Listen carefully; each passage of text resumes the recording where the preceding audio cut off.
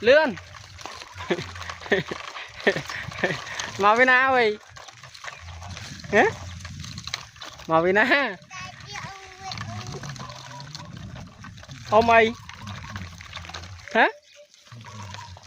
màu bên kia ôm ai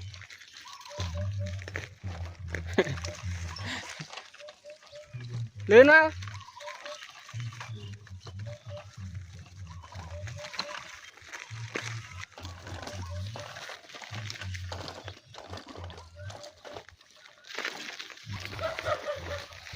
lươn á lươn cái cái pro ạ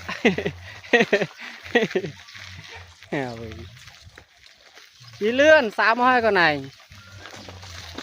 dạ dạ dạ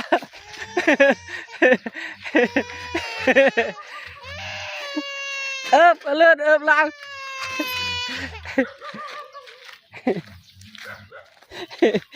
đu cặp một ướp lươn